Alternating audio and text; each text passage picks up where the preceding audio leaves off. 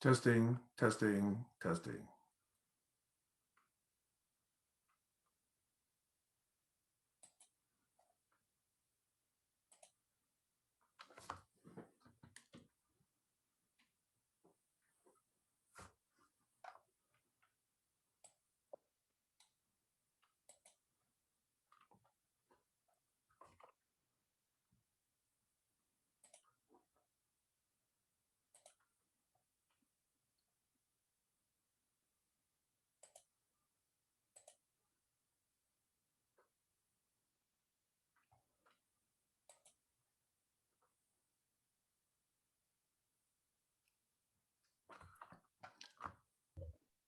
Hello, Barry. Hello. Hello, Glenn. Glenn looks different today. Oh, that's a photo. That's why. Actually, he looks very similar. Hello. Uh-oh. Hey, Glenn. Hello. All righty.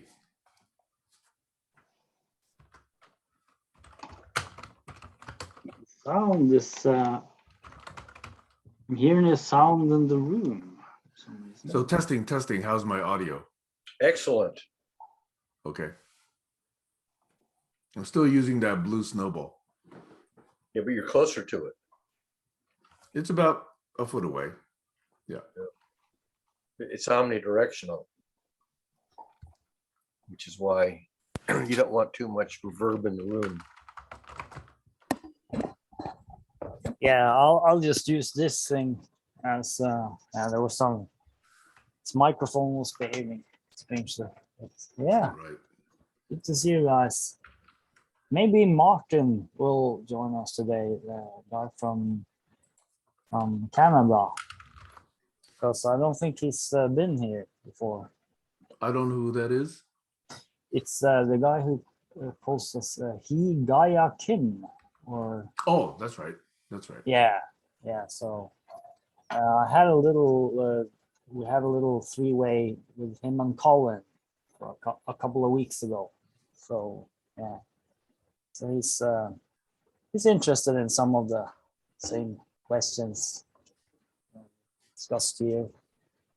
I think that is Martin right there.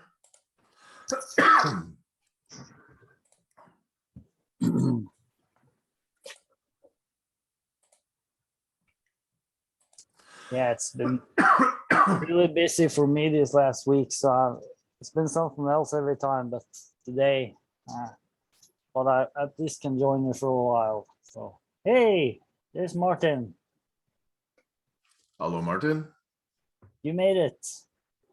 I think you're Good to still on see you. mute. Martin is still on mute. Anyway, I believe this might be your first GCC Saturday call, so welcome. Yeah, I've never seen Martin before. Okay, there we go. I removed it. I thought maybe the host had put it on automatically. Can you hear me?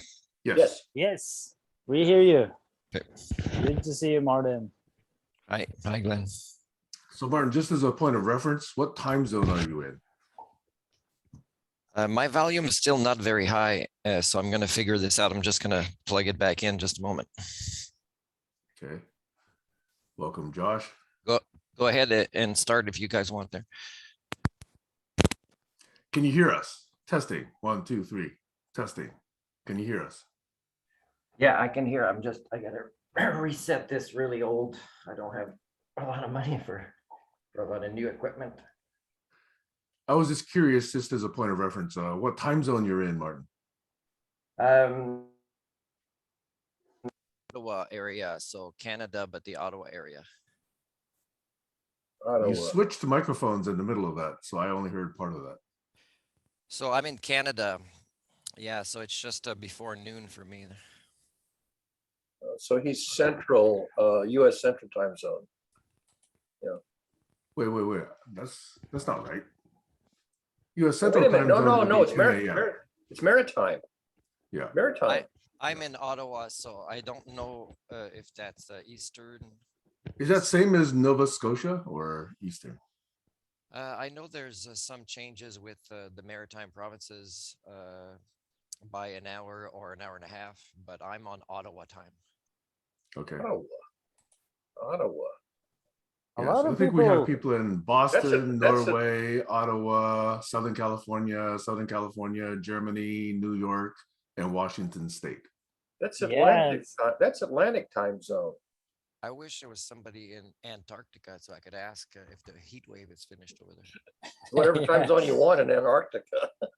Yeah, we don't have anyone from Antarctica. But we have from Time zone different do they- places. What time do they time zone do they use at the South Pole? I don't know. It could be any time zone you want. And does it matter? No. Hey, Martin, at least for me, your microphone level seems to be low. Is there any way you could adjust that?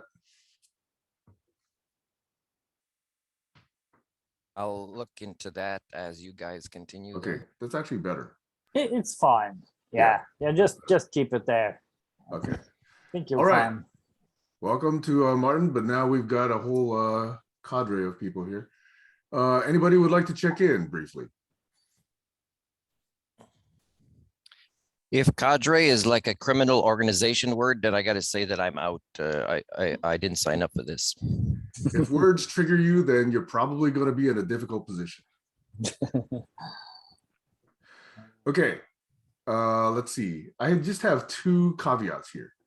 I've been doing a lot of apartment hunting because my daughter is looking for rooming. So I'm going to have a hard stop today at the normal end time. But I'm, as normal, willing to let this thing run for as long as you guys like.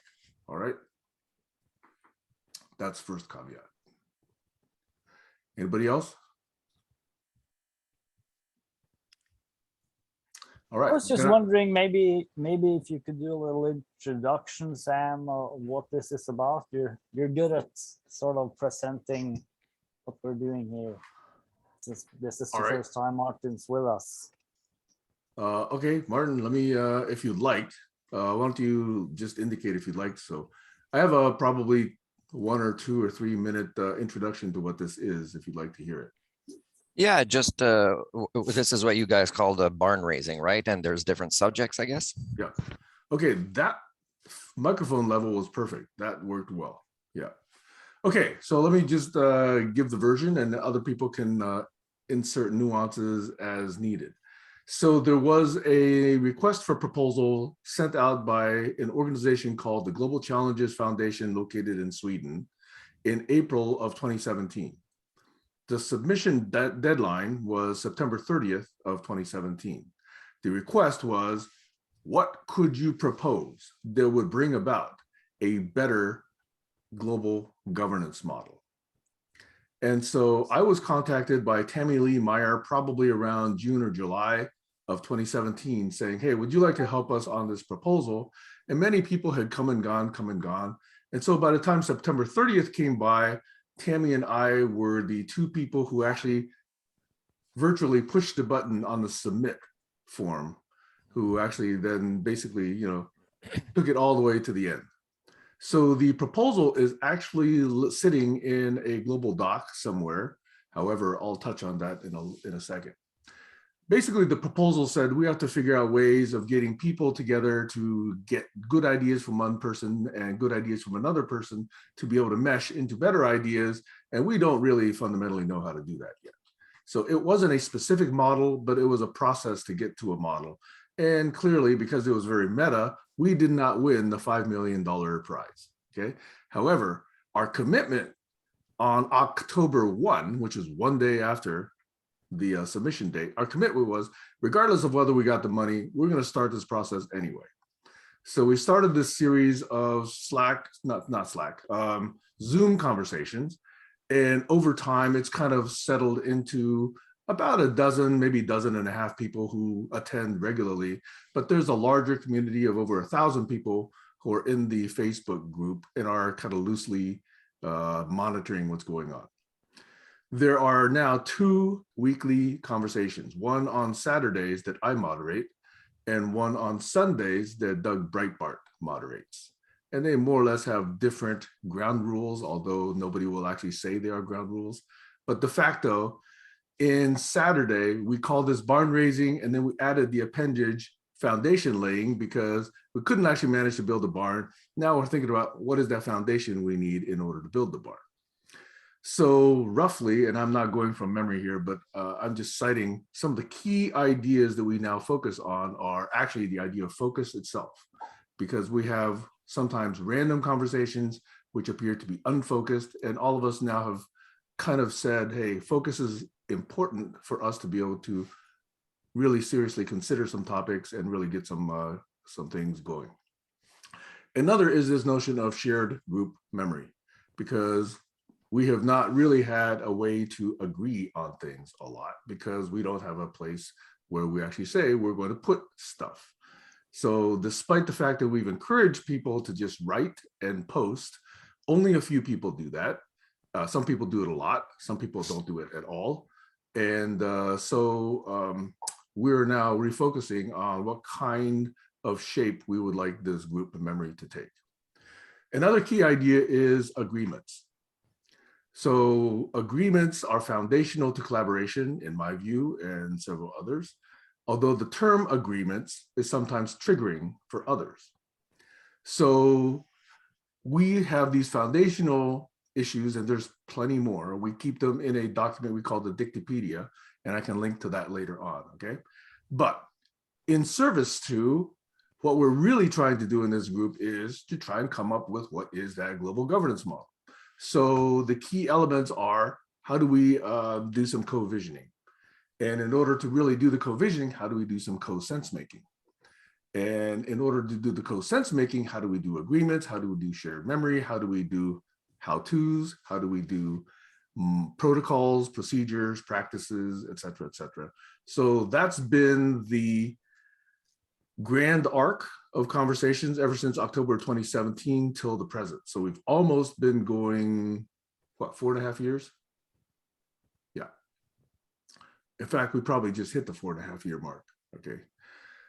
So that's a very quick 2-minute version, I believe, of my sense of what GCC has been. And others are welcome to do that. By the way, some people have been here for years. Some people are relative newcomers. So there's a whole range of tenure here. Heiner, by the way, has been involved in conversations similar to GCC in different forms for decades. And I have also been going back to early, like 2011 or so. So others have probably had other forms of this kind of thinking and collaboration as well. So that's my quick introduction to GCC, the way I see it. Over. As the newcomer, can I comment on that? Sure. Wonder if your beard started out as mine, more like mine 4.5 years ago, and it evolved into this one. And I don't know if I can grow it that long, Bravo.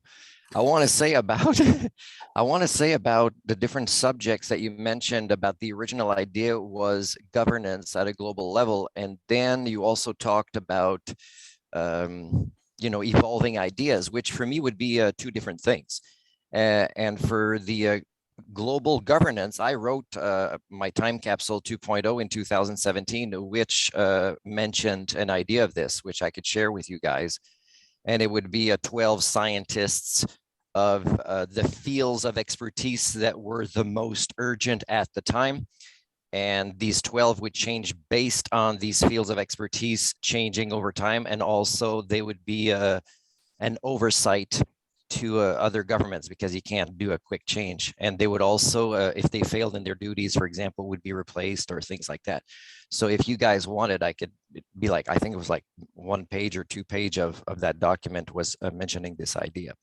The other thing you mentioned is agreements, and you make it sound as if, you can like oranges or you can like apples, but really the concept of as mature beings of agreements, it's a given. It can't be flexible. It has to be there within any functioning social system. So, when I would talk about it, I would say maybe it's not your time to join if you are not ready for the concept of agreement. And everything else you mentioned when it comes to sharing or following up or agreeing on definitions of terms or being specific with subjects. These are all solvable ideas that I'm pretty sure you all have enough intelligence and computer skills to solve. So these are solvable problems. So that's my feedback so far from what I heard. Yeah.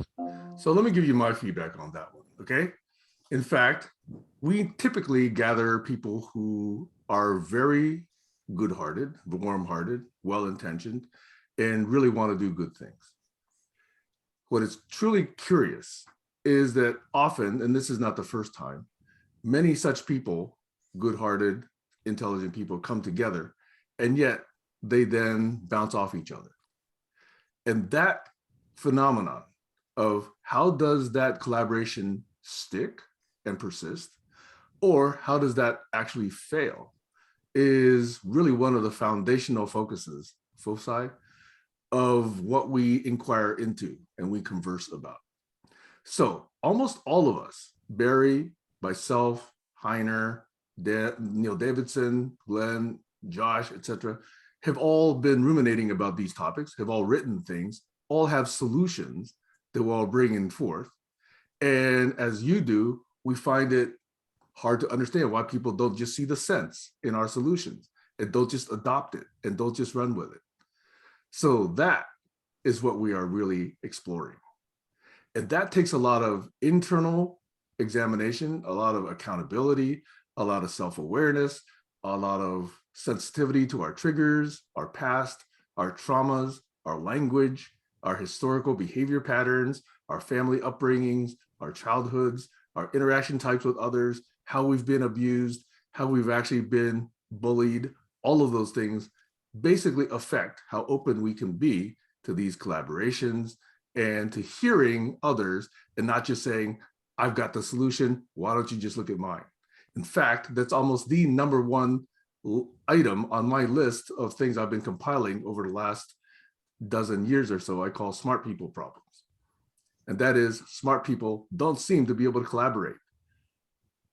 And I actually, tongue-in-cheek form, just itemize a number. These items that I've been identifying now number upwards of 30. On the flip side, I have another list of things called dumb people problems, and that list is much, much longer.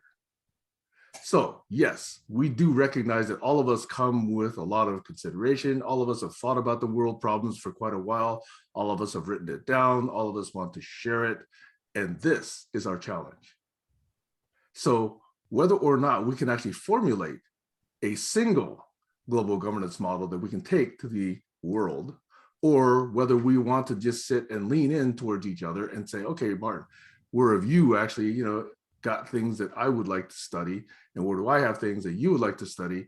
And that goes in pairwise conversation with almost every combination here, as well as others who may come to this conversation later and view this conversation and possibly say, oh, I want to connect with Martin. He's got some good ideas.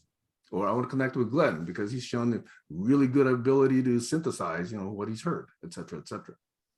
So in a way, I don't want to appear like I'm brushing off proposals because that's not the intent. The intent is to sort of give you a sense that this is happening to everyone and that we're trying to figure out how do we actually then get the best ideas to formulate out of all of the original ideas that people bring, if I may. Can I add a little something to that? I've experienced through the years, since I've been participating in many of these conversations, a little on and off, but there seems to be a belief that's shared here that conversation itself has a healing effect and an evolutionary effect. It helps us to learn, it helps us to grow, it brings new, better understandings by several minds sharing and then receiving those shares and being able to build upon them. There's some kind of a formation of a new understanding that can happen through the conversation process itself when it is working well. And at the same time, there's been an observation by many, which certainly I share, that this is maybe the essence of what's needed in terms of global collaboration. That if we could build better knowledge, if we could build better conversations, if we could build more self-awareness, personal healing from traumas, ability to learn, evolve, develop in a positive way, that in itself is the thing which will transform the world. And that is the deciding factor for what's going to happen on a global scale. So when we're talking about systems, like systems of governance, it sounds as if it's something almost mechanical that happens by itself. I really think that's not the way it is. These systems are human systems. We are these systems, so to say, and it's how we behave, it's how we are, it's how we interact, it's how we can build understanding. That is the society. That is the governance. That is the factor which will change everything. So that's something that I think it's important to, put a pointer to. That often people will immediately think, well, this is just a bunch of people who are just sitting talking about stuff and doing anything. Maybe, but what I would say is that when the talking is the right kind of talking, then that is very serious doing in itself. But it requires a lot of attention. It requires an ability to be receptive to many points of view. So and patience as well. Yeah, that's what I want to say. Heiner's got his hand up, and I do as well. So Heiner, why don't you go? Yes, Glenn just mentioned something, a very interesting nexus between saying and doing. And so when we are a group which know each other since 5 years or 2 years or 10 years, it is very important to see what we have done and where we have failed. And so this group is relatively old in regard to Zoom meetings, always meeting at this time over the weekend. But for newcomers, it is very difficult. So I just had this idea. We did this with Tony Judge early for a conference design, that we create a matrix where someone is. Are you in humanities, or are you in social or natural sciences? Are you on the broad scales or historic scales? Are you local or just global? So anyway, I think this would help to really have a easier warming up of new people. So I just checked in the internet Ben Martin and Humanics in Houston, but I found very little. And to really hook into where our heart is, or where we failed utterly, and where we stood up and said, well, this is still right. Maybe the time was wrong, or it was not the right people.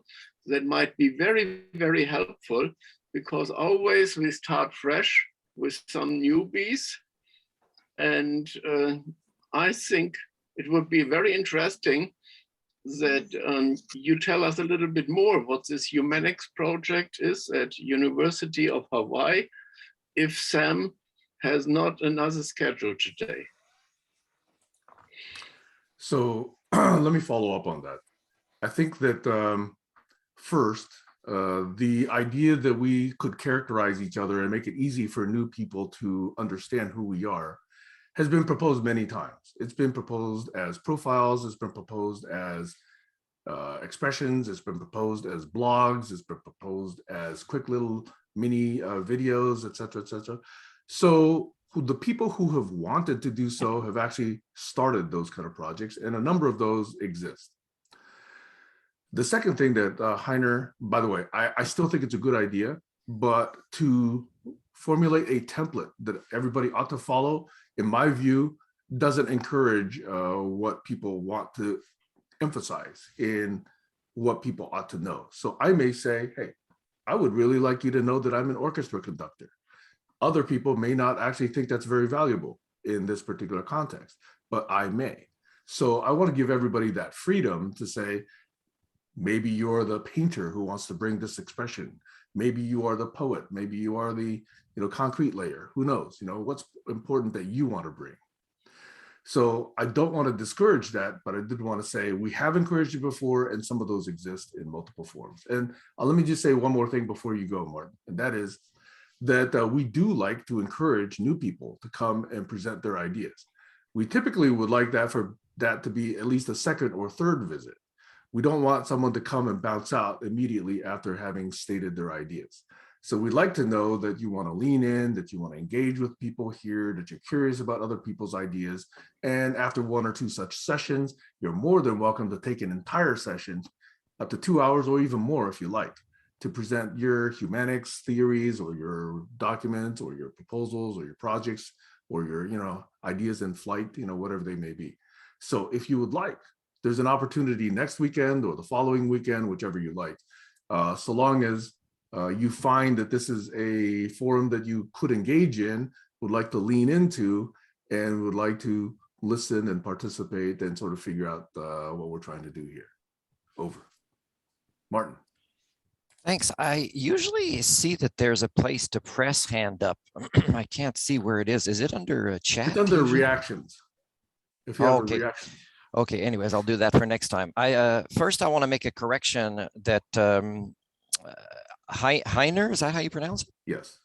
I think you were looking up other people and other things, and I've actually criticized a lot of people using the word humanics in different ways as a feel-good term. I've had a university in Japan plagiarize me and things like that. So for me, I have my own YouTube, and there's a lot of videos, and I could explain humanics at a different time, how I define it. People might define it in different ways. So for me, I'm not associated with any universities. There are a few that mention that they offer humanics programs. Mine has a lot to do with, a mental health or various forms of programming here that would allow us to turn sentience and sapience into a human operating system. That's more unique in the way. And for that, I'm willing to do the role modeling for it, which sets me apart from other people. So again, I'm listening to the themes. Like if Sam looked for a common theme in the list of things that work or didn't work, he might find that a lot has to do at the core with each individual doing their personal development work. And Glenn and I have talked about this, and Glenn also is kind of going around this subject, and what he's saying is that I think a solid collaboration would be noticed, let's say by a newcomer coming in, because the way we would interact with each other, it would be quite different from the norm. And it wouldn't be so much what the topic is as how we interact with each other that would be amazing. So when we say things like intelligent people, but we don't talk about the different types of intelligence and finding that balance in our operating system so as to create these fruitful collaborations, which again goes back to our own personal development, then I think that is at the core of what all themes would be for why things don't succeed. Is yes, that person is intelligent or an expert at this, but when we don't find out how, for example, we're so easily triggered, or we make assumptions easily, or we can't focus on a specific subject.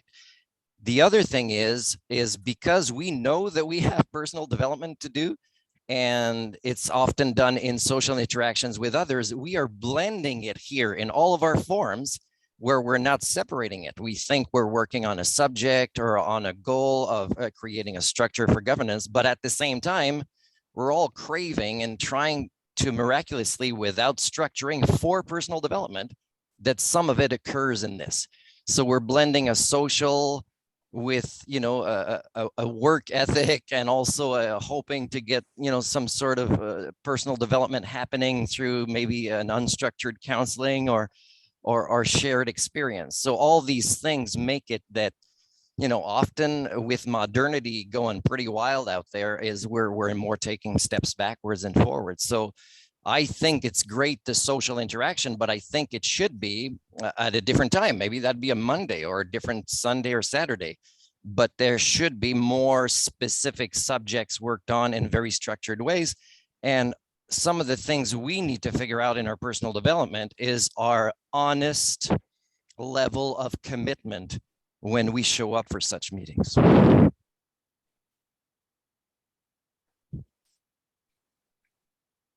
Yeah, I think that's a typical question that's come up several times, and an interest for more, also much more structured topics, to go more structure into an exploration of a very specific topic for a specific session.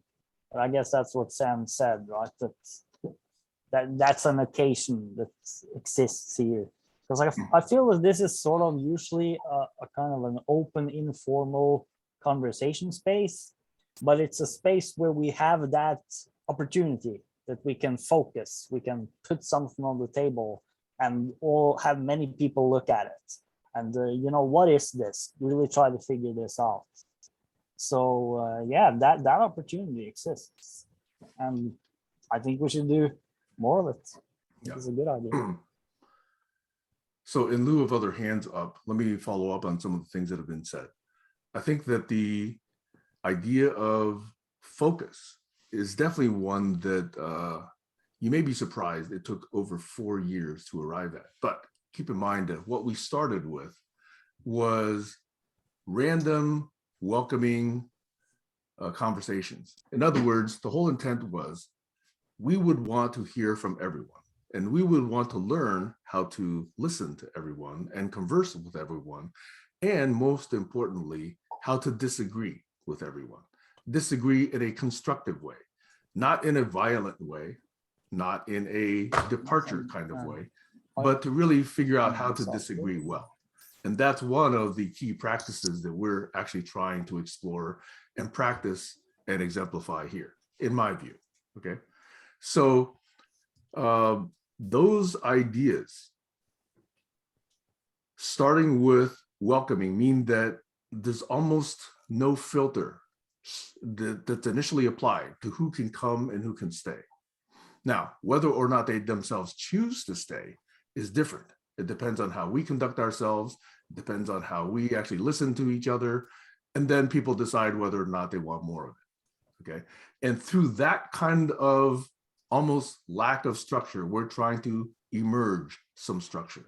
So the emergence has taken quite a while because people have come and go, but the people who've actually stayed and explored these ideas are the ones who've come and say, okay, shared memory appears to be important. Focus appears to be important. Agreement appears to be focused. And then, by the way, other conversations in GCC don't necessarily have those kinds of learnings. So they may have other learnings, okay? They may not have these. So I just want to say this only applies really to this particular Saturday forum, okay? Now, I'm going to say one more thing because this is now a follow-up on what I said 2 or 3 weeks ago, okay? Which is that in order to get some shared memory working, okay, I chose a platform which on the face of it may look like a very odd choice to most of you. But I chose github.com as the place where I'm going to start creating artifacts and sharing artifacts. So the link that I'm posting in the chat right now is the first of those repositories that I created in GitHub. And it's called the GCC submission, okay? There's an organization in GitHub defined now called Global Challenges Collaboration. And in that organization, there is a repository called GCC submission, and there is one item there called the proposal. Now, this is actually a translation of the proposal because the proposal actually was written in Google Docs, but Global Challenge, but GitHub actually simplified things a bit. And so I've converted it into a language called Markdown. And so that's the format of the document in GCC today. So there's another repository, but I'll bring attention to it later, as I see that Josh has his hand up. I'm doing a late check-in. I was trying to check in on time when you said check-in, but I had pancakes going and I had a baby in my hand. So I was a little late, but I'm checking in saying hi, Barry. Hi, Glenn. Hi, Martin. Hi, Sam. Hi, Heiner. Hello, Stacy. Hello, Kayla. Check it in, and I hope we have a productive, awesome, fun meeting. And Martin, I hope if there's anything that doesn't make any sense, just speak up or raise your hand. And it'll all, in the words of Sam Hahn, you will grok it. That's actually Michael Valentine's words, not mine. If any of you get the reference. Yeah, well, it comes from that book you told me a while ago, but I'd never heard anyone use it as much until I met you, Sam. Grok. just- Yeah, that's I learned that from you too, I think. Grokking and deep grokking and stuff like that. Just to complete that reference, there's a character named Michael Valentine in a book called Stranger in a Strange Land, written by Robert Heinlein way back in the 50s or 60s. That is a classic in science fiction. It's about the baby of two astronauts who's stranded on Mars and therefore has no human parents and basically is raised by Martians. And they then send him back to Earth as an emissary from Mars to introduce a number of Martian concepts to Earth. And one of those concepts is this notion called grokking. And I'll just leave it at that. Okay. Yeah, and I'll real quick give you my 2 cents on GCC is we've all been grokking each other for a bunch of years and throwing different ideas, everything from every topic. There was never any topic that I think was off the table. So we've all been from like Barry's a scientist, Glenn's a social scientist, Stacy's amazing. I don't have labels for everybody here. I'm a crazy person. Kayla is a dancer. Heiner is a world-traveled world leader, working with people all over, doing 24/7 conversations all over the world, so on and so forth. So pretty much any subject is covered by everyone in here. And I come here to have fun and listen and learn. And I hope we have a great conversation. And I'm gonna leave it at that. One more note, you might have also seen already that all of our conversations are recorded and shared publicly on Zoom. So if that's uncomfortable for you, you probably want to decide yourself whether you want to stay or speak. But that's been something that has allowed us to go back and link back to previous conversations, remember, when something was referenced. And in fact, one of us who's not here today, Colin Kilburn, has actually put together a tool that allows us to sift through the probably up to 600 videos now of GCC conversations and look for when and who certain topics and concepts were raised. And so that's actually been a very useful tool for us understanding this grand arc of conversations, which takes many little detours. I hope we can do a session where Colin can go through that tool and we can, take a few words. So if we can find some really interesting words, when those words occurred during these meetings, and then we can find examples. I think there was one example where the word "I am triggered," I think it was, and yes, so we just searched those word "I am triggered," and then various versions of that was said, and it was quite an interesting experience to just see the similarities of those situations, which were separated by fairly large periods of time. So it's like so that tool that Colin created, it sort of creates a line that can connect various threads of all these hundreds of conversations. I want to throw what in.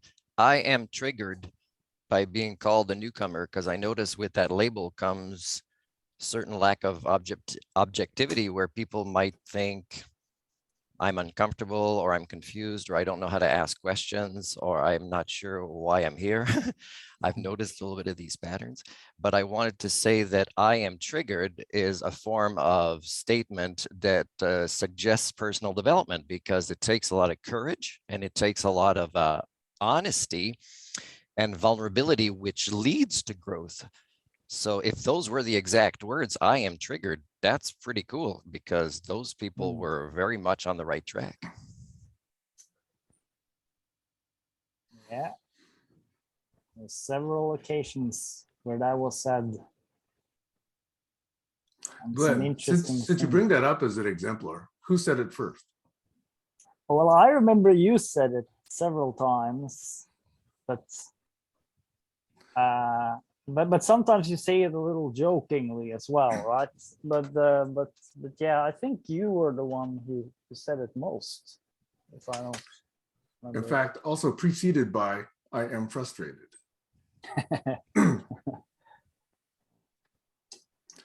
Gary's Often got his hand up. preceded by I am confused. Yeah, exactly. I am perplexed. confused. I just want to point out the missing ingredient in Colin's search feature is we don't yet have a public user interface for it. If you want to use it, you have to provide Colin personally with the search string, and he has to run the search for you. So what we're missing is the public user interface for it. And that kind of limits its usability by the rest of us, because we can't just, the question that Glenn asked, who said it first? If there was a public interface, we could just plugged it in and gotten the answer, but we can't do that because Colin's not here. And if he were here, he'd run the search for us. Yeah. So that's the key missing ingredient, the public user interface. Yeah. And the Go ahead, search, Josh. obviously, if you could. I was just gonna say, and we're also not 100% of all the videos. So it's most of them, but not all of them. So we might be missing a few where I got triggered like 1,000 times. So it was really me that got triggered mostly. So we don't know. Who knows? But when we go public or when that public interface happens, I'm gonna be excited. I'm looking forward to that. By the way, it is possible to just go into Google Drive, into that folder where all of these notes are, and actually do a search there. It's a bit more cumbersome, but it is theoretically possible. If this is a good time, I'd like to introduce the second of my repos, since I Wait. said I was, yeah, go ahead, Stacy. Yeah, before you, just to stay with the triggering for a minute. Also a big difference between using the word trigger because you're saying, I noticed so-and-so seemed triggered, as opposed to, I feel triggered.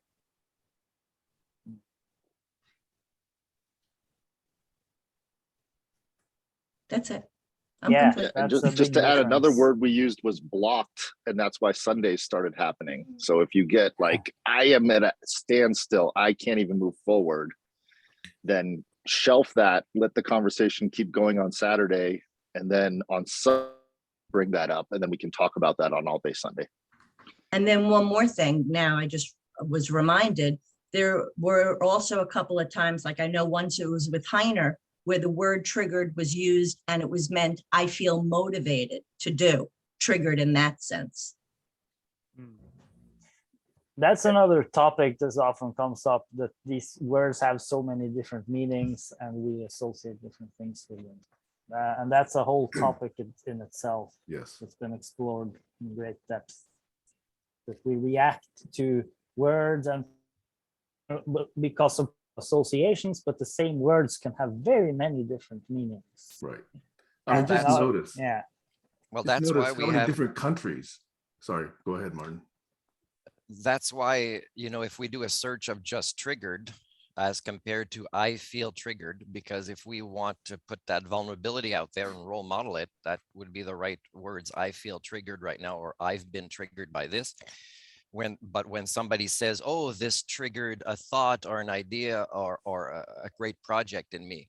So again, if we search just triggered, it'll be giving us probably not what we're looking for if it's more like I feel triggered right now because of this. Oh, and one other thing about that is people are more forthcoming when they've been triggered by anger and less forthcoming when it's something that's making them really sad Or shamed. or ashamed. Well, the shame could be under the anger in some. Or frustrated or perplexed. So I want to go back to this word idea. I mean, even here, it's apparent that there's many countries, or at least several countries represented, and most of us probably know at least one or two different languages other than English. And the fact that we all have different histories, personal histories, family histories, cultural histories.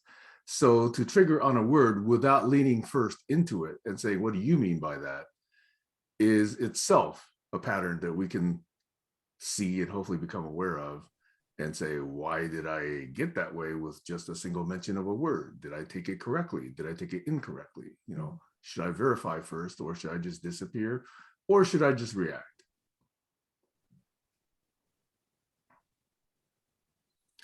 So can I mention the second of my repos that I created? I created 2 repos this week, okay? In the interest of shared global memory, okay? The second repo that I created is in reference to this Dictopedia idea that I mentioned, okay? Where, let me introduce the idea and then share the repo itself. And in fact, it segues from what I just said, which is that words have different meanings to different people. And if we assume we know what the right usage of a word is, I'm not saying definition, I'm saying usage, and that it applies to others, and therefore we know what they mean, and therefore we're justified to react, then I think that's kind of an interesting way to have conversations. So to me, it's very interesting to have different people with different ideas and different usages of a term. Like, what does the word complete mean? Are you in a relationship? Are you in a contract? Are you trying to create some software? You know, what does the word complete mean? What does the word triggered mean? Just as everybody's been saying, you know, for the last 5 minutes or so. And what does done mean? You know, what does enlightenment mean? What does energy mean? You know, are you a scientist? Are you a light worker? You know, what do those terms mean? So I like to say each of us travels with our own language. And therefore, when we actually encounter a term which we think, that's not the way I would use it, I would encourage an inviting, leaning in conversation rather than to immediately say, oh, no, you're incorrect. You know, let me just set you on the right path here. So that's behind this notion called Dictopedia, which is it's an opportunity for us to share multiple definitions of things. And in fact, it's more exciting when we have multiple definitions of things rather than just a single definition of things. Now, over time, as we standardize usage, we may, you know, prune out some of those usages and find a few that are very, very useful and keep those.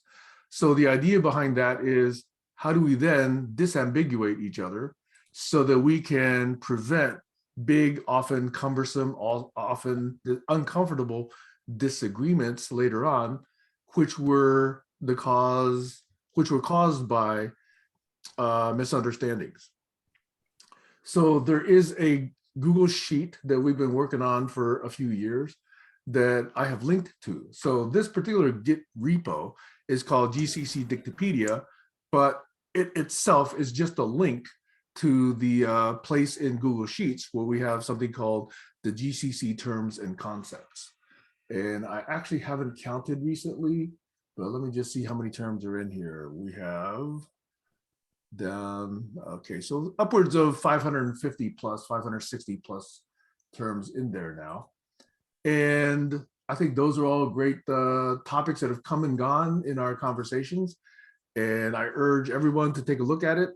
I would urge, however, that if you're going to make additions or comments, that you log into Google Sheets first and then add your contribution. It's better than having anonymous contributions where we don't know who wrote over what, and therefore we don't have an opportunity to have a conversation around it. Okay, so those are the 2 GitHub repos I created. And just a quick word about why I selected GitHub. GitHub is basically the platform, or Git rather, is the platform by which the world's preeminent software engineers, software developers, and in particular, the open source software, some people call them hacker, community, back when hacker was an esteemed word that one aspired to, rather than this, you know, bastardized version that the global media has kind of sent it into. But anyway, that's where collaboration happens in a global, very high performance, very transparent way. And I admire the way that they do it. I admire Linus Torvalds for creating it. I admire him also for creating Linux. And so it is now the platform which I believe best exemplifies collaboration at a truly global scale. But it does require that people who want to collaborate learn how to use that tool.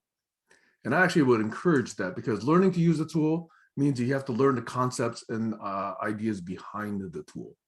So I think that it's a good drag to have. So anyway, that's a quick word on my follow-up on the shared global memory idea and my choice of GitHub and the creation of 2 repositories there this week. And I plan on creating more. Over.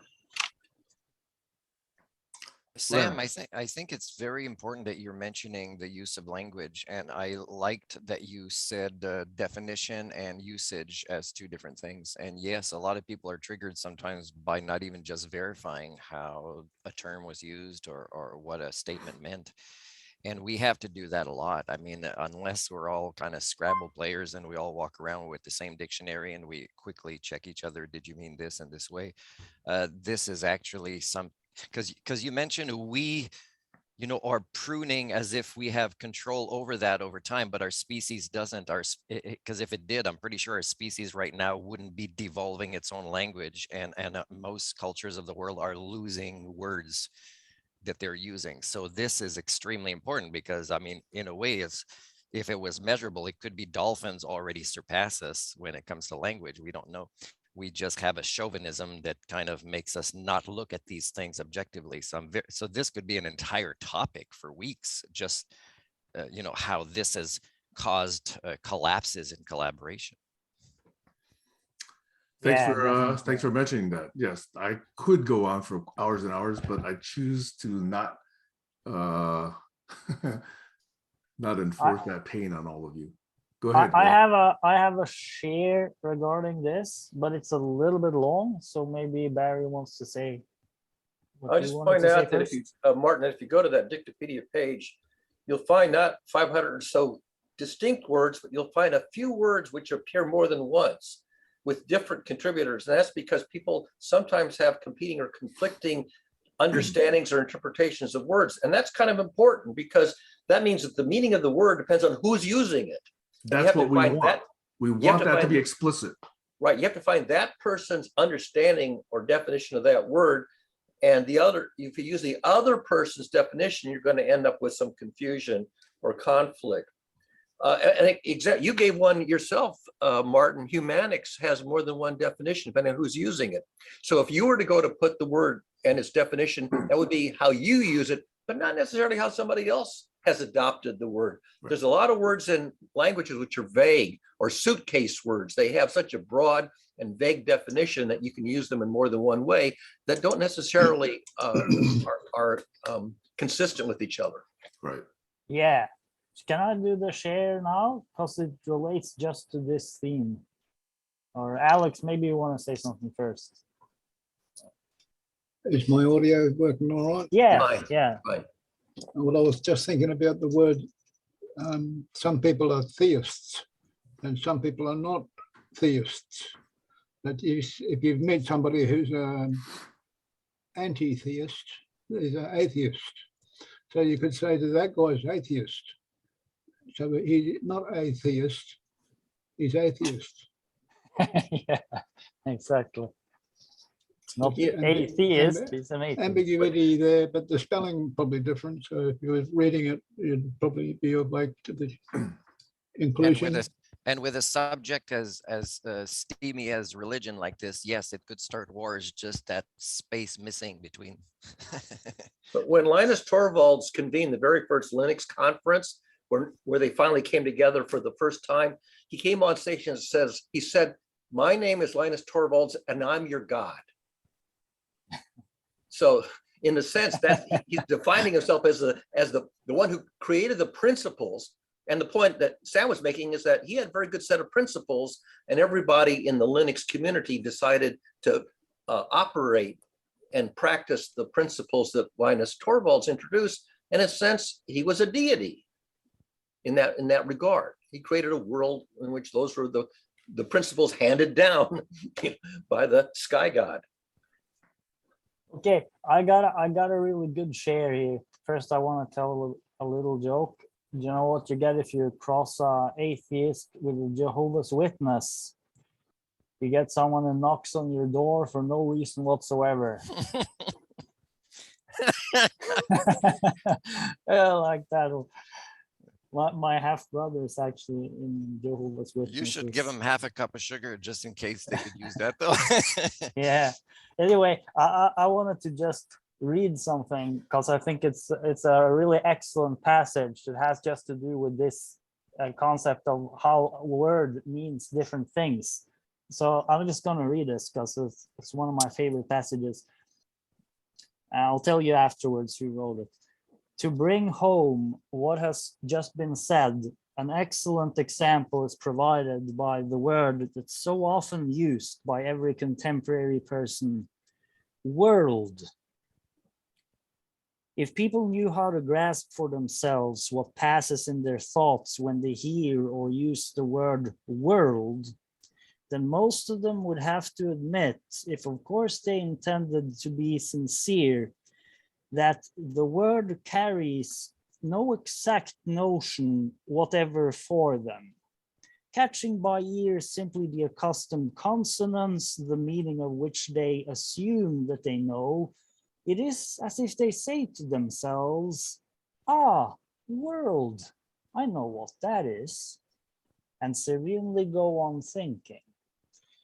Should one deliberately arrest their attention on this word and know how to probe them to find out what they understand by it, they will at first be plainly, as is said, embarrassed, but quickly pulling themselves together, that is to say, quickly deceiving themselves and recalling the first definition of the word that comes to mind, they will then offer it as their own, although in fact they had not really thought of it before.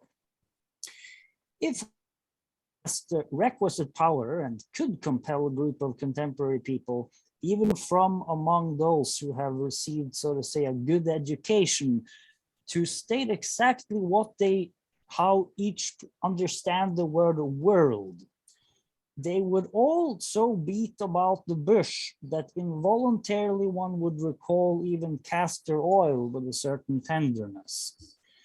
For instance, one of them who had read a few books on astronomy would say that the word world is an enormous number of suns surrounded by planets situated at colossal distances from each other and together forming what we call the Milky Way, beyond which at immeasurable distances and beyond the limits of spaces accessible to our investigation are presumably other constellations and other worlds.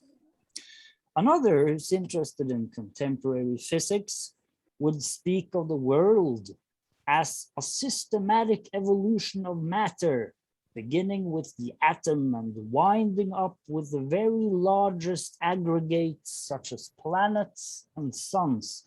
Perhaps he would refer to the theory of the similitude of the world of atoms and electrons and the world of the suns and planets, and so on in the same strain. One who, for some reason or other, has made a hobby of philosophy and read things on that subject would maybe say that the world is only the product of our subjective picturings and imaginings, and that our earth, for example, with its mountains and seas, its vegetable and animal kingdoms, is a world of appearances, an illusory world. While a person who's acquainted with the latest theories of polydimensional space would say that the world is usually looked upon as an infinite three-dimensional sphere, but that in reality a three-dimensional world as such cannot exist and is only an imagined cross-section of another four-dimensional world out of which comes and into which goes everything proceeding around us. While a person whose worldview is founded on the dogmas of religion might say that the world is everything existing, visible and invisible, created by God and depending on his will. and that our life in the visible world is brief, but in the invisible world where a person receives reward or punishment for all his acts during this sojourn in the visible world, life is eternal. While a person who is bitten with spiritualism might say, side by side with the visible world, there exists also another, a world of the beyond, and that the communication has already been established with the beings who populate this world of the beyond. While a person of theosophy might go still further and say that 7 worlds exist interpenetrating each other and composed of more and more rarefied matter, and so on. In short, not a single person would be able to offer a single definite notion of the real meaning of the word world. And there's several other examples, of course, of ways this, but I thought this passage is really intriguing, just as an example of just a very common word such as world has entirely different meanings depending on the larger framework, you can say, or worldview through which you view it. So it seems that if we want to get to grips with this stuff, we kind of have to understand one another a little better, and then through understanding one another, we also understand what we mean by the different words. Yeah. Thanks. That actually makes the point quite well. Now imagine a similar treatment of the word truth, or as others already heard, God or theist, or one of my favorites, my truth. Okay, so that's why Dictopedia exists, okay, is to allow opportunities for those kinds of potential misunderstandings and potential, therefore, disagreements to be hopefully aired at a time where the pain is minimal, not zero potentially, but minimal, as opposed to late in projects or late in collaborations where the cost in pain, in emotions, and energy, in dollars and time could be much greater. Okay. On the other hand, for those who want to truly experience life, lean forward, don't disambiguate, just live it in all its chaos. You have a choice. Glenn, I don't know if you participated in a conversation that I had with Irina about this, but systems, for example, is we talked about, or I said, if we use that word, we have to define in what way we're using the word systems. And then we can just use it based on the definition we agreed, because there's different types of systems. And to just use a word like that, or just use the word word. But what you read, Glenn, had various examples that the author, I don't know, I assume was doing consciously, was demonstrating, okay, at this point, I'm using the word generic, world generically, or culturally acceptable. At this time, you must rely on the meaning of context to know what I mean. It was used in, I would say, a dozen ways, maybe, in what you read. And Glenn, while we have an audience, I wanted to reference theory on HSD, which explains a lot of the lack of collaborations within systems. Is you coined a term that I use a lot to define my theory, which is human domestication syndromes. That came from you, Glenn. Yes, yes, I think I told you before, but I'm doing it with an audience that knows you now, is when I defined my theory on HSD, which is a grand unification theory in the social sciences and humanities, is I chose HSD because it was nice to say it and write it a certain way. And for me, it was human, Homo sapien domestication, but I use it more now with the variation of letters of what you offered at some point in the conversation. A variety of human domestication syndromes is what my theory of HSD talks about, and how it impacts and reduces over time, over generations, our ability to use our higher functions through the concept of domestication in all sorts of ways. It's done this to our species in a negative way. And language, yes, again, it's a very passionate topic for me, although it's not one of my specialties. So I don't know if a linguist would say, oh yeah, that kind of word can be used specifically or it can be used generally. And maybe that type of word has a name and people have to say, let's say at the beginning of a philosopher's cafe, okay, we're using this word in this way. Here's the definition. If you want to use the word in a different way because you're used to or it's common, make sure you include the meaning of context in how you're using world right now, for example. And one of the big reasons I fired my master's degree faculty is they were aware of this, but they still did it. They were misinterpreting and misdefining and misusing the word sustainability. And for me, it was a sacrilege because we need to understand in the Earth system sciences what sustainability means. It's a concept that existed before our species was ever on this planet, and that we are anthropocentrically destroying it is a horrible, horrible thing. And eumenics is a word I use in part that I define on my YouTube because a life skills coach is also misdefined, and people call themselves life skills coaches when, you know, it's changed over time. We could say, well, okay, it changed over time. It used to be people knew it was kind of like this, and now, well, that's not okay because we need these human thinking tools, and it's devolving us to not define and use these things or claim to be such a person or such an expert. It is incredibly devastating to our cultures and therefore our species, because if we mimetically keep reproducing this, we genetically devolve ourselves over time. And my theory explains how this is speeding up. And it's sad. It's sad in a time of history where many people still believe this is the best time in history. When I see this is, well, it's very different what I see. And we could talk about that some other time. But thank you, Glenn, for offering me Yeah. those terms in the past. Well, briefly, I'm not sure that I offered those terms. I think I heard it from you first, human domestication syndrome. I But, said it probably after you, and you didn't realize that I got it from you. okay. You But didn't I say didn't- I'm offering it to you, use this instead. You just said it like this at some point, and I said, whoa, that's a great way. The Okay. letters match up. Right. Well, one thing I should mention was the passage that I read there. That's from a book, All and Everything by Gurdjieff, George Ivanovich Gurdjieff, which I'm very interested in. And it's quite an interesting book, very big one.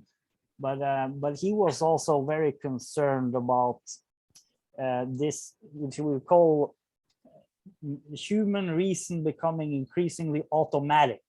So it's this tendency of us losing our essential human nature, I guess you can say. Domestication is a good way of putting it, but you could also say it's habituation. It's that we become habitual creatures. Everything is a response out of habit, more and more and more. It's like something automatic rather than something that's conscious and fully present and able to respond creatively. So it's like that word responsibility means this ability to respond.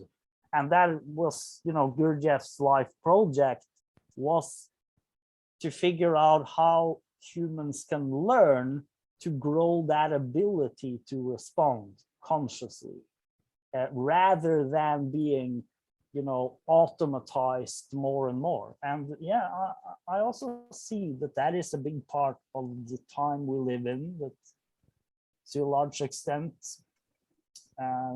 that's an enormous challenge, that the human mind is being constrained by various of these automatisms. And obviously it has very much to do with how we relate with information technology, right? With all these devices.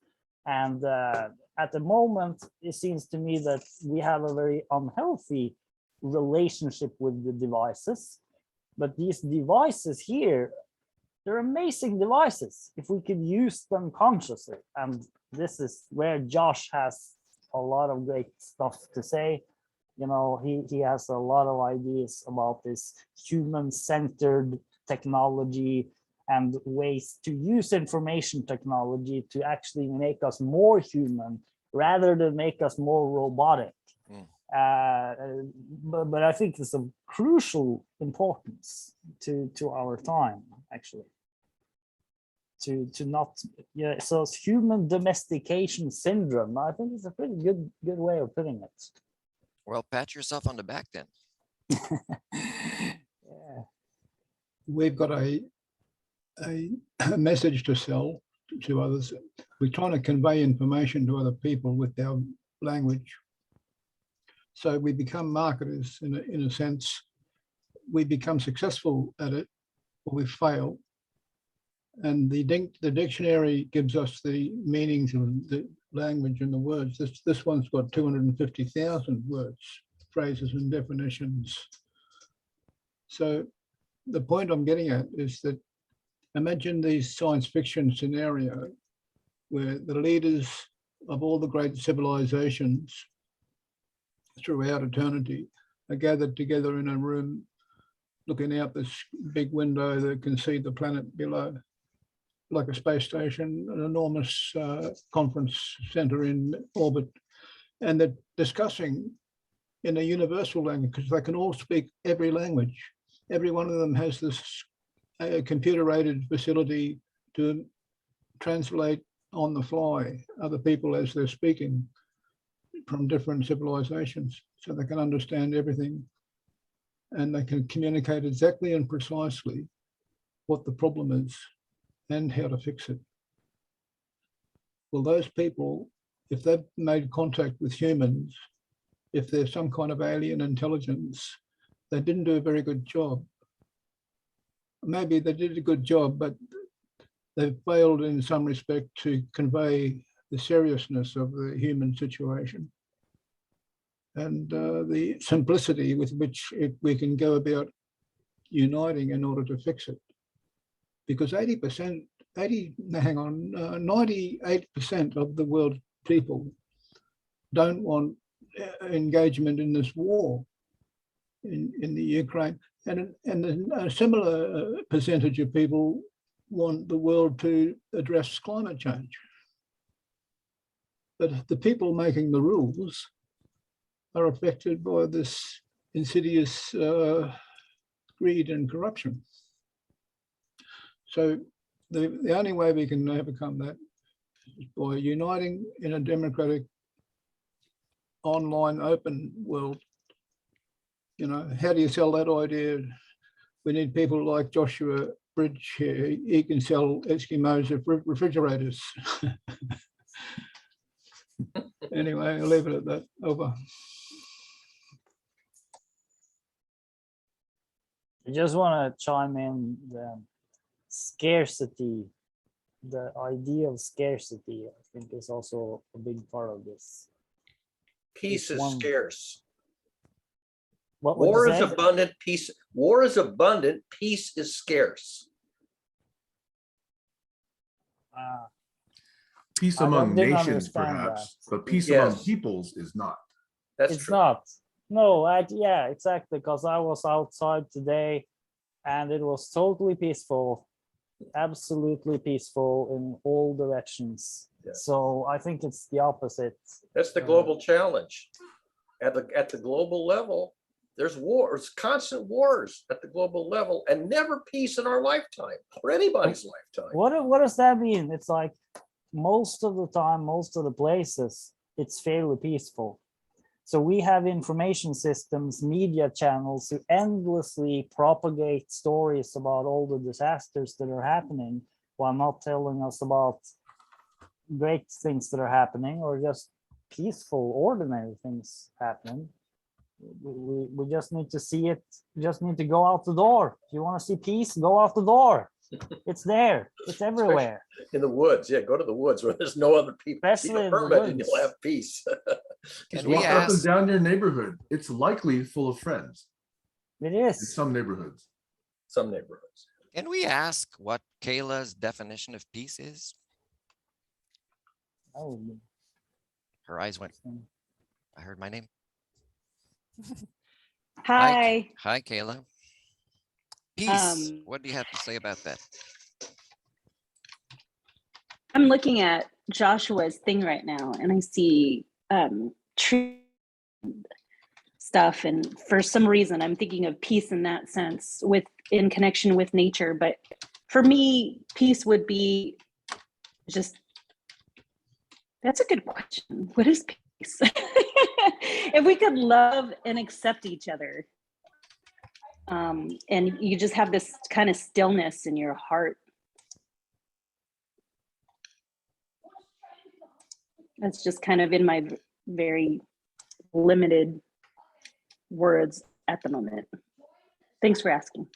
And we don't need that to be paragraphs and paragraphs, although it is a huge, huge topic. It can be simple, and it can be many different things that we agree, such as just sitting in nature and listening to just animals largely getting along and taking role modeling from that. Yeah, right. It doesn't have to be so complicated. We don't have to have these fancy words.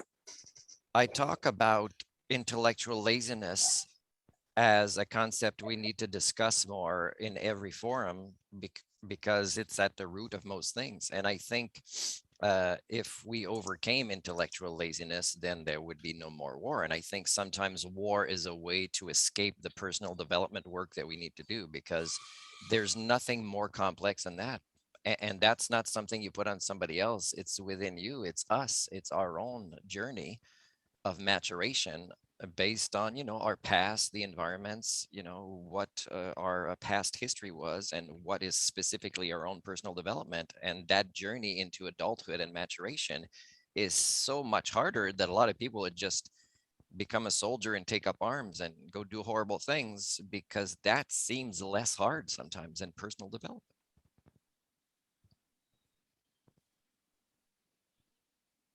Joshua.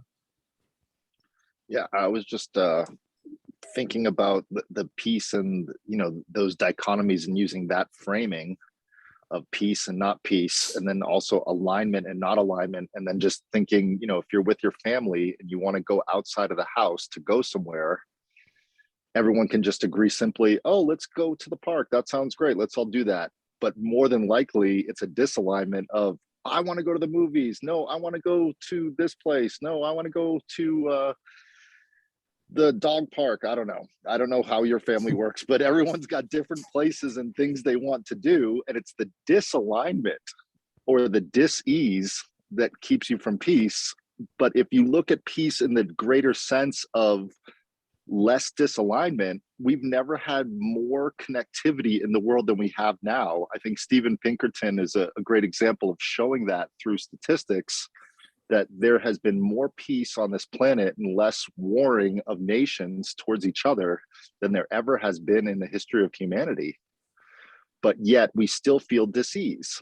And that's what I would like to talk about, is why do we feel that there is so much conflict when in your daily life you look around and you don't see, I didn't see anyone punch anyone in the face yesterday. The last time I saw anything like that was on the Oscars, and that reverberated around the world because it was so at dis-ease for everyone to see that we talked about it for 3 days straight, because it was so strange to see that on international television. It was so weird.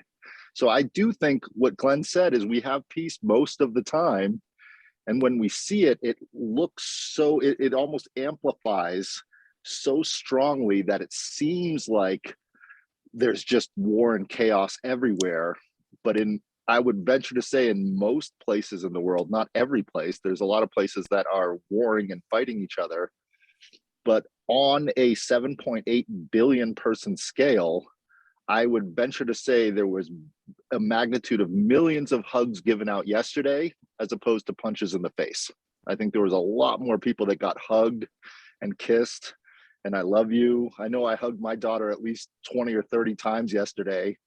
And I don't remember slapping her in the face maybe a couple times when we were playing around. So I'm just like, when we put things in perspective, there is look at this conversation. We spent 4 years arguing about every subject, and here we are, and we're relatively peaceful, and people are raising their hands to talk. They're not even talking over me right now. I think that's amazing. That's incredible that we got to that point. So I just want to put it out there that in our hearts, We're yearning for what we already have, but we want to look at what we think we need because we're always yearning to do better as humans. We're always trying our best and trying whatever that looks like in each person's perspective or paradigm. And with that, I'm complete. Thank you. Thank you. That was awesome. Stacy, do you have something to share? Yeah, I put it in the chat, but I just put peace for me is the minimal amount of resistance, just enough friction to move forward. Sam? See, this is where I think it's exciting to have conversations about topics like this. Obviously, it's a big topic. But to me, all of these things will circle and circle, circle until, like a toilet drain, we kind of get to the true essence of something. I'll give you an example. You know, the lack of conflict. Imagine a prison at night where everybody's sleeping. No conflict, right? And yet, that's not the model of peace that I would look for. Now, obviously, I'm exaggerating here, but I'm just trying that there's a sense of fairness that I would like to see in a peaceful condition. That there's not this tension of something being unfair, of the commons being abused, of resources being shared in non-egalitarian ways. And without that justice notion, that fairness notion, a peace is fragile and probably not authentic. Yep. So these, I mean, again, I'm only introducing one idea, and obviously people could take that, but these are why these multiple notions, multiple usages, multiple definitions are rich, is to sort of really see what it is we all seem to want. You know, is it just lack of war? Is it just, you know, everybody not, you know, hitting each other, but otherwise fairly tightly constrained? That doesn't seem to be an ideal model either. So these are conversations which, because we know we have different notions, would invite rich leaning in. Yeah, I'll build on that. There's, you know, also the degrees of peace. So many forms of it. One thing that came up for me was you mentioned, Martin, this about intellectual laziness, and I thought if you'd ask Doug, he would who hosts the Sunday conversation, he would probably say that has to do with fear, and I think there's something to it, that if you're in a sort of an anxious state or a tense state, there's many degrees of it, right? But if it's a relatively tense, relatively fearful state, then it diminishes the space to be curious, to explore. Well, if we can, you know, be a little more peaceful inside, a little more relaxed, sometimes also a sort of a stoic acceptance can help. There's many ways of going about it, but that seems to open up a much larger opportunity for intellectual curiosity as well, and for leaning in, and for trying to understand other points of view rather than just dismissing it. And this is a big topic. There's many degrees of peace, it seems to me. There's degrees of being more, you know, in a harmonious state, and if the state internally is harmonious, then the relation with others will tend to be that way as well. So I thought about this funny thing here the other day about the big questions about solving the world's problems. Is the good news is there's only one thing we need to solve. The bad news is that one thing is everything. So I think it's kind of a silly way of saying it, but it's like we can't solve one issue at a time, right? it's the whole situation. But certainly if people can manage to get more inner peace and more inner acceptance, that's going to open a lot of opportunities. Yeah, Well, that's what I want to say. if we're not gods, the only thing we need to solve is ourselves. And that is the biggest challenge for everyone.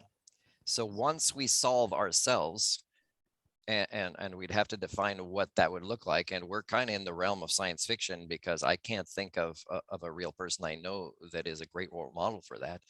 But that is the biggest thing. And of course, when we do that, we manifest, you know, the paradise that was already here on this planet before our species, kind of thing. Is a resilient, balanced, and constantly evolving ecological, but also now a social system that can add to it in a positive way. I don't know if it's my turn. I raised my hand, but I wanted to say a few more things. Did anybody else raise their hands? Why don't you go ahead and take it, because Josh and Alex also, but they can go after you. I can wait. I can wait. If I'll wait. There's an aspect of what people want and the conflict they have between how that harmonizes with the other views of the world and people in the world. Because conflict arises between other people's opinions. And, you know, words are great because words give us ways to communicate and understand each other, but actions speak louder than words. So the world will judge you not on what you say, but on what you do. So it's people who act like that at Links Plus. I put that Links Plus opportunity on the web. I haven't marketed it very well, and you know, I'm not beating myself up over that, because it is what it is. But people either get involved with it or they don't, and I can make a judgment or an estimation about how serious those people are by the fact that some of them act and some of them don't, or that some of them dismiss it. And that's sad, really, you know. But it's a matter of trust also. There's got to be a greater trust between the people who are joining and the developers, if they're open and willing to listen to the feedback. That's good. Otherwise, it's a problem. So actions speak louder than words, but it doesn't diminish the value of words either. Part of the action is talking over.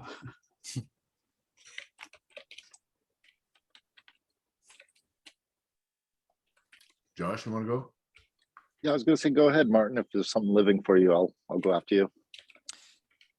Stacy's asking about intellectual laziness. Glenn is asking about different opinions. And of course, if we make progress with intellectual laziness, the conflict between different opinions will resolve, because they will through the scientific process. But of course, we can't be like an expert at a science and not having done our personal development work, because we will be a mess and we will be toxic in other ways other than being an expert in one subject. And often if we're that toxic, we're not even going to keep evolving as the expert in our own subject. So if we all overcome our biggest challenge of intellectual laziness, then we will find our opinions through the scientific progress process. Our opinions will merge into what the natural world we live in is telling us is the higher forms of worldviews and opinions, and therefore we'll start accessing more of the high of our brain. So if we have peace, or if people want peace just to indulge in intellectual laziness or consumerism, then yes, the wars are coming back, because consumerism leads to that. And Sam was mentioning the concept of the commons. Is again, I've had to mention that in the letter where I fired my faculty in the master's degree. And at the end of that letter, I also include my 10. I put 10 on purpose, my 10 commandments, or my prime directive, my code of ethics, which I did in a 4th very expensive personal development course, although they don't need to all be. And I was very surprised with the class at the end who said, no, we want you to read this. And I was surprised, but they wanted to hear what the 10 things were, which is my code of ethics, the way I live my life.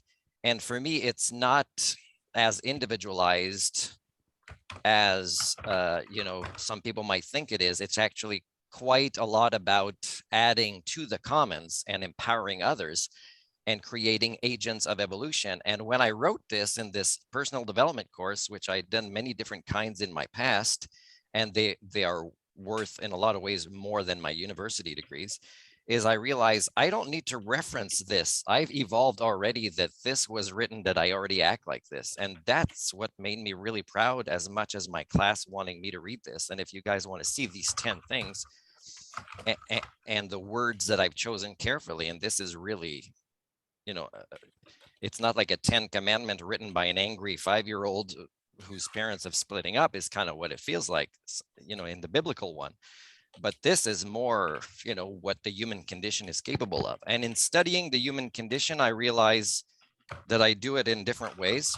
And when I add human standards in evaluating the people primates, the Homo communia, our species, the Homo communia, that's the name of our species, because I want to fight human chauvinism, because signs of sapiens are collectively not objectively observed, if we're honest primate scientists, is I realize that by human standards, there is more war if we define it properly. What we've gotten good at is the illusion of hiding these conflicts and living with it in a stressful way, to the point that we don't even admit that there is so much conflict now. And we just want to get back to that lower level of conflict instead of the higher level of conflict. But there is quite a bit of lack of peacefulness. And Sam, to finish up, when you mentioned the commons, it's an incredibly important concept in sustainability, but also in social systems.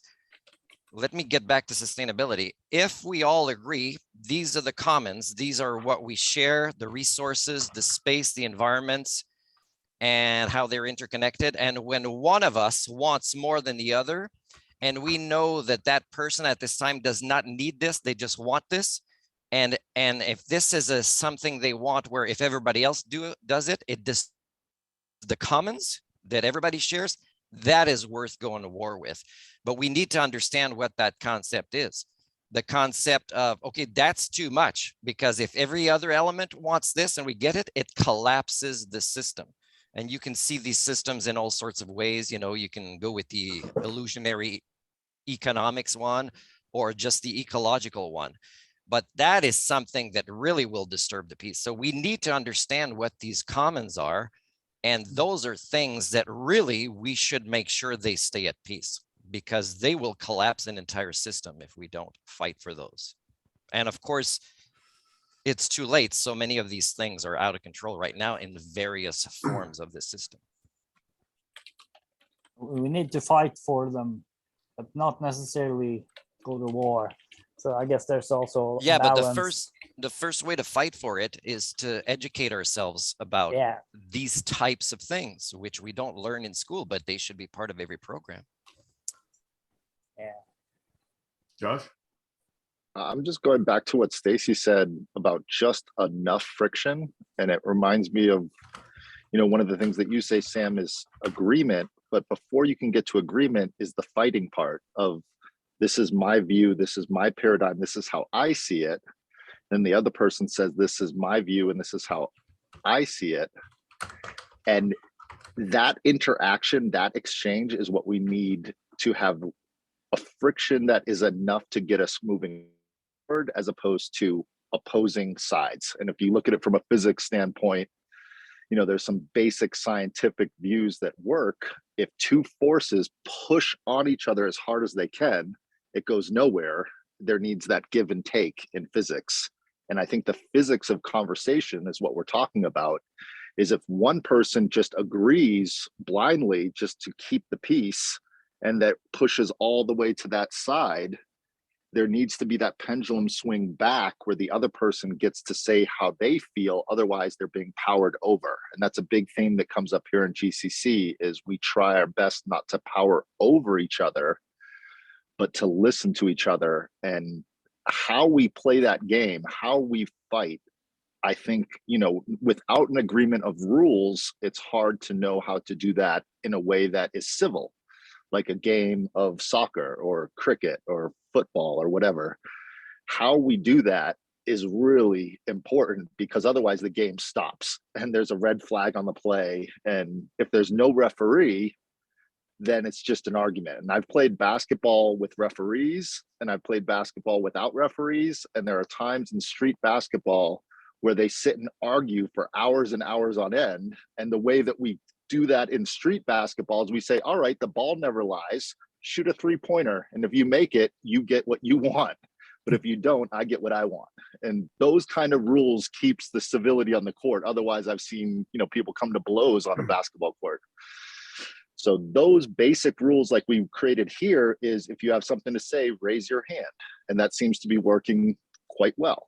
So I just wanted to bring up that there can be some agreements, because there are places where we disagree, but if we have a system that solves those disagreement places where there's just enough friction, we usually do well as a species. And then we create boundaries and nations and rules and laws in each area. And when we learn each other's areas' rules, we can function and go into each other's territories without fighting.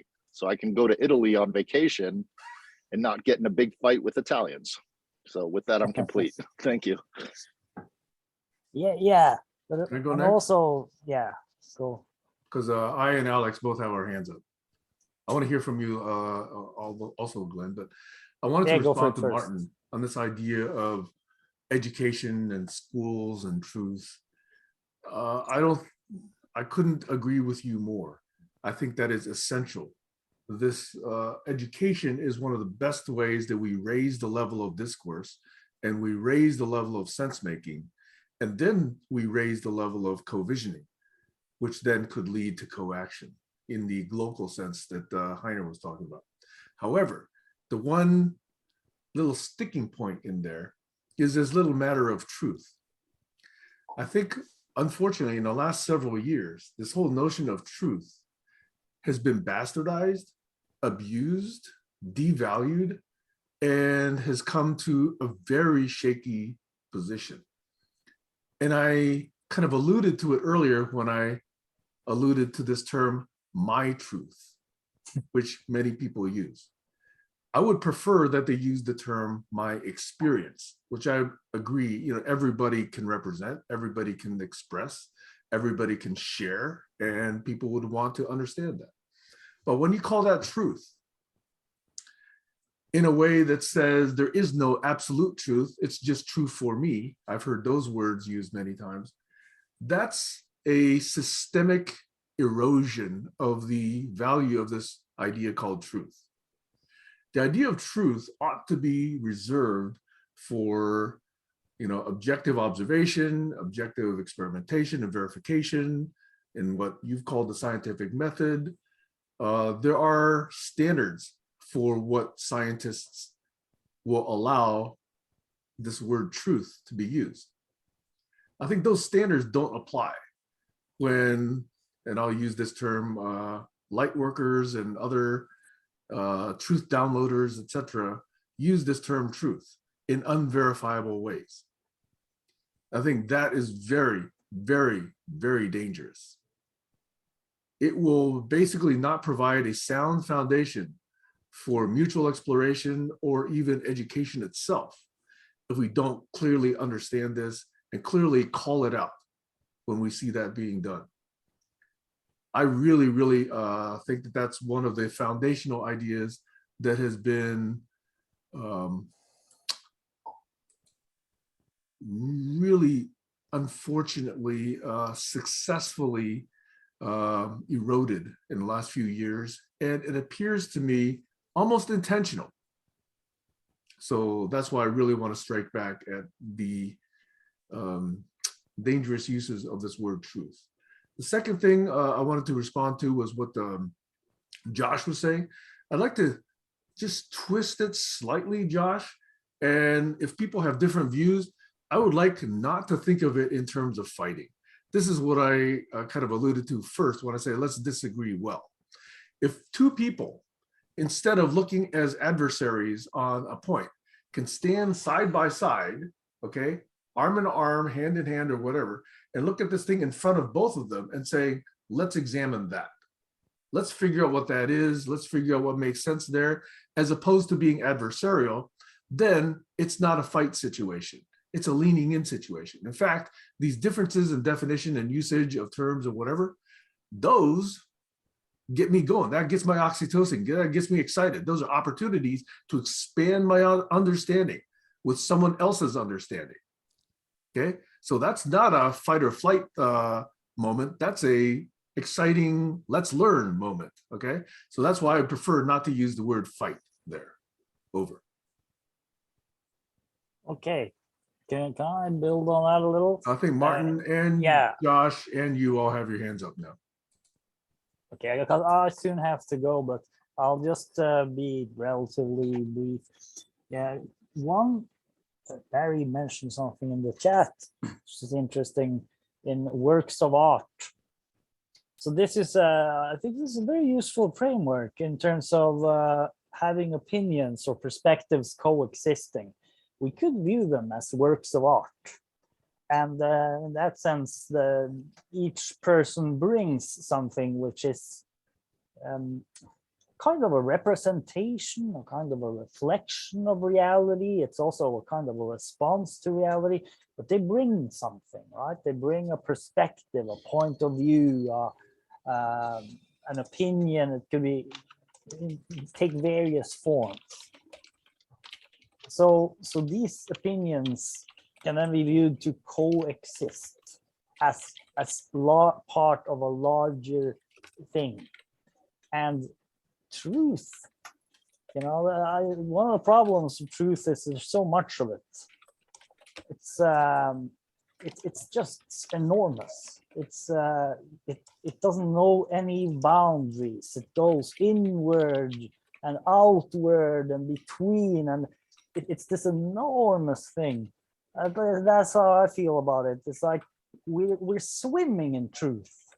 We're like fishes swimming in truth every single moment. There's no way to get out of it. We are truth. Everything is truth. It's completely real, all of this. And the problem seems to be when the part tries to pretend that it represents the whole beyond itself. And that's a very common illusion, but I think that most rational people have long understood this on clearer moments, that the part doesn't represent the whole, and that we tend to get locked into a point of view, and then we pretend like that point of view represents the whole truth beyond it. No, it doesn't. It never did, never will, and that then we're continuously reminded of it because we're swimming in this larger ocean of truth, which is the whole world that we exist in, and we can't get out of that. So we're being continuously reminded that my subjective point of view is what it is, but it doesn't represent the larger whole beyond itself. So how do we relate with the larger whole beyond ourselves? This is where it seems to be that if we're going to be rational, we have to view it with an attitude of wonder, and an attitude of saying, I don't know. I don't know all this. It's bigger than me. It's vaster. There's more to be discovered, and it also seems to me that is, one of the foundations of the scientific method. I had a little discussion here the other day. It wasn't really a discussion, but I read in this group. It was an integral group, and they have these stages that they're so fond of, orange and green and turquoise and all of this stuff. And the orange is supposedly modernity, or the scientific intellectualism, but sort of a reductionistic intellectualism. And then it occurred to me that one of the problems with scientism, I'm using that word now, scientism, I'm sure some of you heard it, is that the scientific method is based on an ability to say, I don't know, and be open for self-correction. But as many of us have pointed out, and you pointed out earlier today, Martin, that depends on personal development.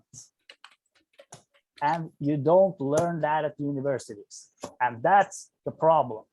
The problem is, even if you go to university and you study psychology, you're not actually going to learn about yourself. You're going to learn about theories about stuff. And this is a kind of an intellectualism that's gone off the rails. And it has nothing to do with the scientific method. And you've got a lot of these intellectual, I would almost say intellectual mad people.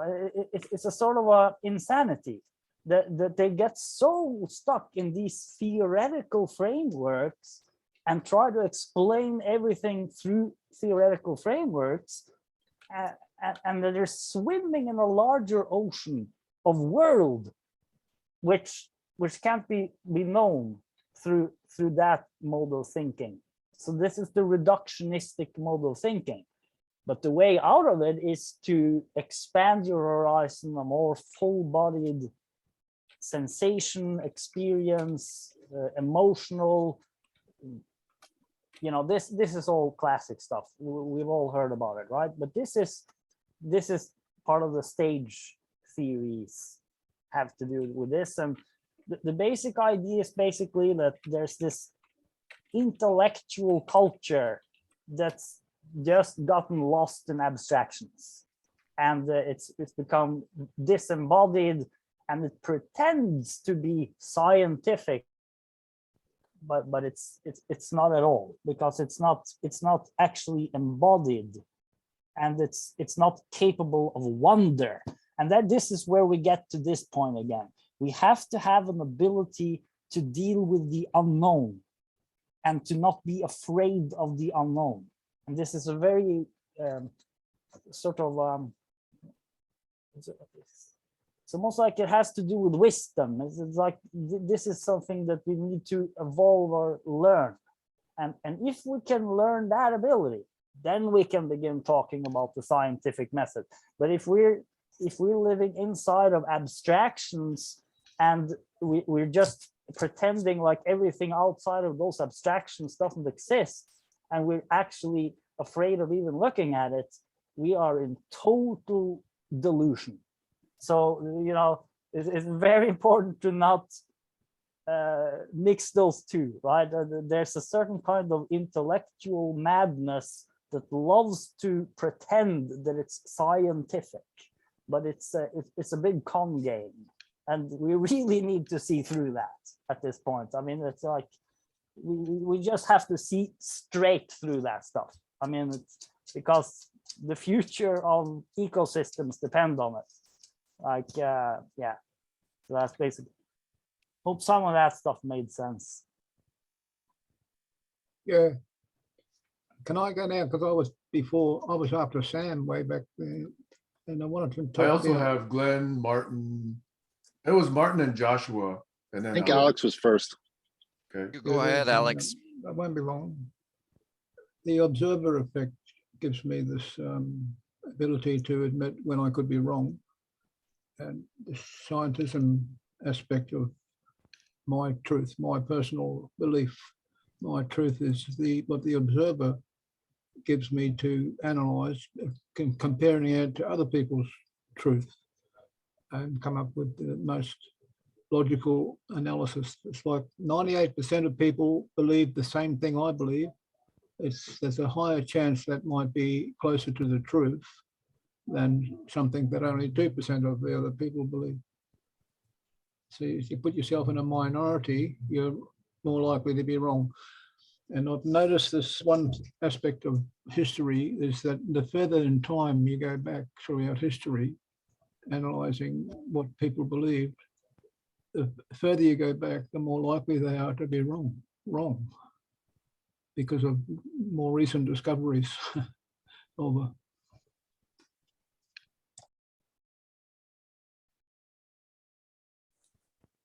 Martin? Thank you, Alex.